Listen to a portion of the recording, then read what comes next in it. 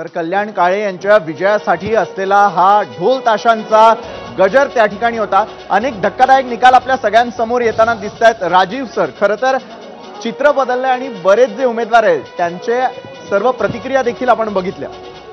मला असं वाटतं की एक ना म्हणजे आता सोशल मीडियावर या सगळ्याबद्दल या निकालाच्या बद्दल खूप वेगवेगळ्या प्रकारे लोक व्यक्त होत आहेत आणि एक त्याच्यामध्ये आत्ता मी प्रतिक्रिया बघितली ती अशी होती आणि केतकर ती खास तुमच्यासाठी होती की असं म्हणणं आहे लोकांचं की आजही आत्ता आपण जर बघितलं तर काँग्रेस आणि भाजप याच्यामध्ये जवळपास 140 जागांचं अंतर आहे।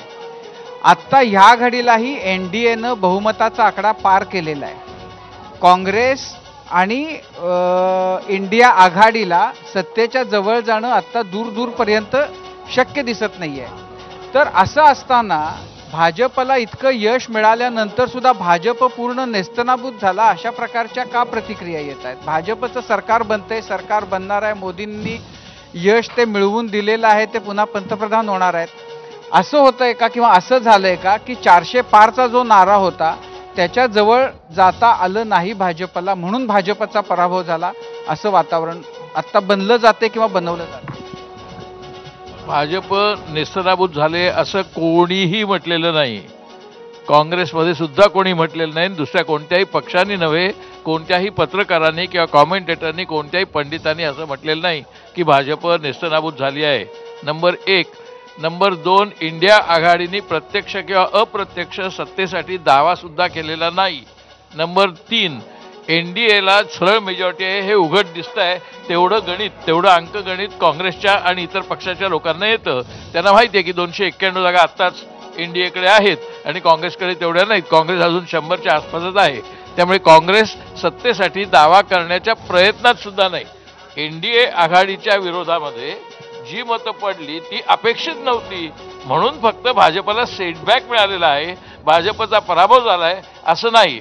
मोदी सुद्धा नेस्तनाबूत झाले तसं आमचं म्हणणं नाहीये, कोणाचंच म्हणणं नाहीये। आमचं म्हणणं हे आहे की मोदींना जे वाटत होतं की अलेक्झांडर द ग्रेट नंतर फक्त नरेंद्र मोदी, तर अलेक्झांडर द ग्रेट नंतर नरेंद्र मोदी तर स्मॉल झाले, अलेक्झांडर द ग्रेट सारखे ते झालेच नाहीत। एवढाच मुद्दा आहे की त्यांना त्यांच्या 400 जागांचाही प्रश्न नाही, त्यांनी जो आविर्भाव आणला होता की मी म्हणतो तीच पूर्व दिशा, तेच त्यांचं खोटं पडलेलं आहे, त्यांचा तो आविर्भाव सगळा गळून पडलेला आहे, एवढाच मुद्दा आहे। आणि असं गर्वाचं घर खाली झालंय ते चांगली गोष्ट आहे, म्हणजे लगेच काँग्रेसचं राज्य येईल असं कोणीही म्हटलेलं नाही। या क्षणाची मोठी बातमी, महानिकालातली महाब्रेकिंग न्यूज, ती म्हणजे निवडणूक आयोगानुसार रवींद्र वायकर यांच्या संदर्भातली ब्रेकिंग न्यूज आपल्या समोर येते।